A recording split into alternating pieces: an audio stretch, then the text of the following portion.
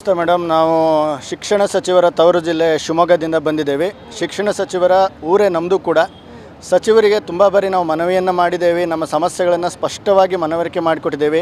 ಸಚಿವರು ನಮಗೆ ತುಂಬ ಸಕಾರಾತ್ಮಕವಾಗಿ ಸ್ಪಂದಿಸಿದ್ದಾರೆ. ಯಾಕೆಂದರೆ ಬಂಗಾರಪ್ಪಾಜಿಯವರಿದ್ದ ಕಾಲದಲ್ಲಿ ಎಷ್ಟೋ ಸಾವಿರಾರು ಶಿಕ್ಷಕರಿಗೆ ಗ್ರಾಮೀಣ ಕೃಪಾಂಕ ಕೊಟ್ಟು ಇವತ್ತಿಗೂ ಅವರು ಜೀವನಕ್ಕೆ ಒಂದು ದಾರಿಯಾಗಿದ್ದಾರೆ.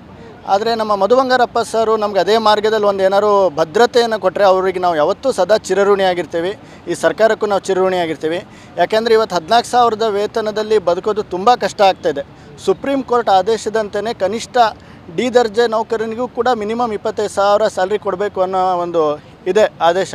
ಆದರೆ ಅದಕ್ಕಿಂತ ನಾವು ಕಡಿಮೆ ಒಂದು ಮಟ್ಟದಲ್ಲಿ ದುಡಿತಾ ಇದ್ದೇವೆ. ನಾವೇ ಪಾಠ ಮಾಡಿರೋ ಮಕ್ಕಳಿಗೆ ನಮ್ಮ ಸ್ಯಾಲ್ರಿ ಹೇಳ್ಕೊಳ್ಳೋಕೆ ಆಗದಷ್ಟು ಫ್ರಸ್ಟ್ರೇಷನ್ನಲ್ಲಿ ಇದ್ದೇವೆ ನಾವು.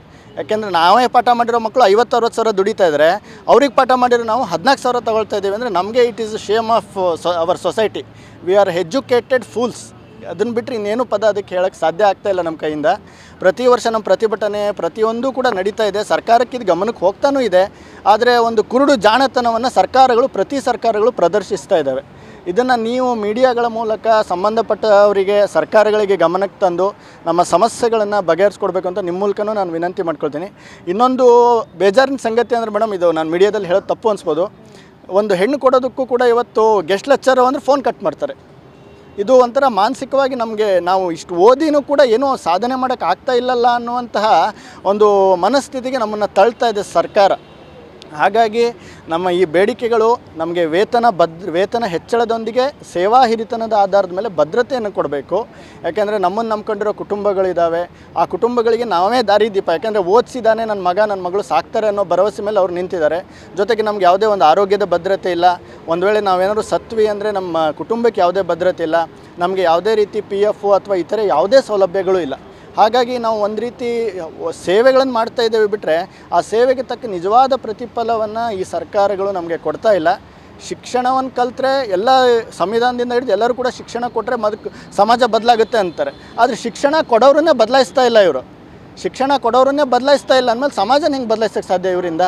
ಹಾಗಾಗಿ ನಮ್ಮ ಪರಿಸ್ಥಿತಿಯನ್ನು ದಯವಿಟ್ಟು ಎಲ್ಲರೂ ಮನವರಿಕೆ ಮಾಡಿಕೊಂಡು ಸಂಬಂಧಪಟ್ಟವರೆಲ್ಲರೂ ಈ ಕಡೆ ಗಮನ ಕೊಟ್ಟು ನಮ್ಮನ್ನು ಒಂದು ಗೌರವಯುತವಾದ ಸ್ಥಾನದಲ್ಲಿ ನಡ್ಸ್ಕೋಬೇಕು ಅಂತ ನಾನು ಎಲ್ಲರ ಪರವಾಗಿ ವಿನಂತಿ ಮಾಡ್ಕೊಳ್ತೀನಿ ಮೇಡಮ್. Thank you.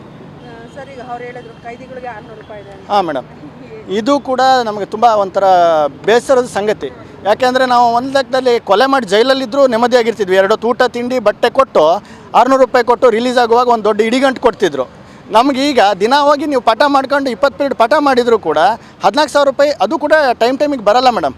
3 ತಿಂಗಳು 4 ತಿಂಗಳು ಬರುತ್ತೆ. ಹೋದ ವರ್ಷದಿಂದ ಸ್ವಲ್ಪ ನಮಗೆ ಮಂತ್ಲಿ ಆ ಪೇಮೆಂಟ್ ಮಾಡ್ತಾ ಇದ್ದಾರೆ. ಅದು ಕೂಡ ನಮ್ಮ ಸಂಘಟನೆಯ ಹೋರಾಟದ ಪ್ರತಿಫಲವಾಗಿ. ಇಲ್ಲ ಅಂದರೆ ಮೊದಲೆಲ್ಲ 4 ತಿಂಗಳು 5 ತಿಂಗಳಿಗೆ ಒಂದು ಸರಿ ನಮ್ಗೆ ಸ್ಯಾಲ್ರಿ ಸಿಗ್ತಿತ್ತು.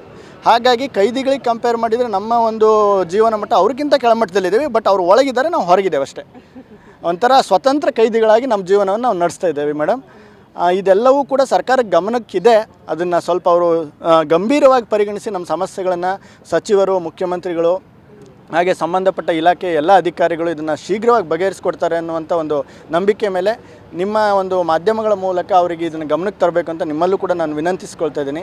ದಯವಿಟ್ಟು ಇದನ್ನೊಂದು ಸ್ಟೇಟ್ ನ್ಯೂಸ್ ಮಾಡಿ ನಮಗೊಂದು ನ್ಯಾಯ ಒದಗಿಸ್ಕೊಡ್ಬೇಕು ಅಂತ ಅದು ಕೇಳ್ತಾರೆ ಮೇಡಮ್. ಧನ್ಯವಾದಗಳು. ಒಂದು ಈ ಹೋರಾಟಕ್ಕೆ ಮುಂಚೆ ನಮ್ದು ಇದ್ದಂಥ ಬೇಡಿಕೆ ಅಂತಾರೆ, ಈಗ ಇವರು ಕಾಯಂ ಉಪನ್ಯಾಸಕರು ಯಾರಿದ್ದಾರೆ ಅವ್ರಿಗೆ ಡೆಪ್ಯುಟೇಷನ್ ಅಂತ ಹಾಕಿಬಿಟ್ಟು ಸರಿಸುಮಾರು ಒಂದು 6,000 ಜನ ಅತಿಥಿ ಉಪನ್ಯಾಸಕರು ಎಲ್ಲರೂ ಬೀದಿ ಪಾಲಾಗ್ತಿದ್ರು. ಈ ಹೋರಾಟದ ಸುದ್ದಿ ಕೇಳ್ತಿದ್ದಂಗೆ ರಾಜ್ಯ ಸರ್ಕಾರ PU ಶಿಕ್ಷಣ ಇಲಾಖೆ ಎಚ್ಚೆತ್ಕೊಂಡು ಅದನ್ನು ಇವತ್ತು ತಡೆ ಹಿಡಿದು ಏನು ಮಾಡಿದ್ದಾರೆ, 6,000 ಜನ ಹತ್ತತ್ರ ಅತಿಥಿ ಉಪನ್ಯಾಸಕರು ನೇಮಕ ಮಾಡ್ಕೋತೀವಿ ಅಂತ ಹೇಳಿದ್ದಾರೆ. ಇದು ಒಂದು ದೊಡ್ಡ ಗೆಲುವು ನಮಗೆ.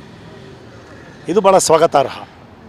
ಬಟ್ ಜೊತೆಗೆ ನಾವು PU ಇಲಾಖೆಗೆ ಹೇಳ್ತಾ ಇರೋದೇನು ಅಂದರೆ ಅವರೇನು ಮಾಡ್ತಿದ್ದಾರೆ, ಈ 6,000 ಜನರನ್ನು ನಾವು ಹೇಳ್ತಾ ಇರೋದು ಈ ಹಿಂದೆ ಯಾರು ಸರ್ವಿಸ್ ಮಾಡಿದ್ದಾರೆ, ಬಹುಶಃ ನೀವು ಮಾತಾಡಿಸ್ತೀರಿ ಅನ್ಸುತ್ತೆ, ಎಲ್ಲರೂ 5, 10, 15, 20 ವರ್ಷದಿಂದ ಕೆಲಸ ಮಾಡ್ತಿದ್ದಾರೆ. ಈಗ ಇವರನ್ನು ಕೆಲಸದಲ್ಲಿ ಮುಂದುವರಿಸೋದು ಬಿಟ್ಟು ಮೆರಿಟ್ ಅನ್ನೋ ಒಂದು ಕುಂಟು ನೆಪನ ಹೇಳಿಬಿಟ್ಟು ಏನು ಮಾಡ್ತಿದ್ದಾರೆ, ಇವ್ರನ್ನೆಲ್ಲ ಮತ್ತೆ ಮನೆಗೆ ಕಳಿಸೋವಂಥ ಒಂದು ಹುನ್ನಾರ ನಡೆದಿದೆ. ಇದು ಆಗಬಾರ್ದು ಅಂತ ಹೇಳ್ತಾ ಇದ್ದೀವಿ. ಇವರೆಲ್ಲ ಮೆರಿಟೋರಿಯಸ್. ಯಾರಿಗೆ ಮೆರಿಟ್ ಇಲ್ಲ? ಮೆರಿಟ್ ಇಲ್ದಿರ ಯಾರೂ ಉಪನ್ಯಾಸಕರಾಗೋಕ್ಕಾಗಲ್ಲ. ಮೆರಿಟ್ ಜೊತೆಗೆ ಅಡಿಷ್ನಲ್ ಏನು ಅಂದರೆ ಇವರಿಗೆ ಅನುಭವ ಇದೆ. ಈಗ PU ರಿಸಲ್ಟ್ ಮೊನ್ನೆ ಅತ್ಯುತ್ತಮ ಬಂತು ಅಂತ ನಮ್ಮ ಸನ್ಮಾನ್ಯ ಮುಖ್ಯಮಂತ್ರಿಗಳು ಶಿಕ್ಷಣ ಸಚಿವರು ಹೇಳ್ತಿದ್ದಾರೆ. ಅತ್ಯುತ್ತಮ ರಿಸಲ್ಟ್ ಕೊಟ್ಟವ್ರು ಯಾರು? ಪಾಠ ಮಾಡಿದವ್ರು ಯಾರು? ನಾವುಗಳೇನೆ, ಇಲ್ಲಿರೋರೇನೆ.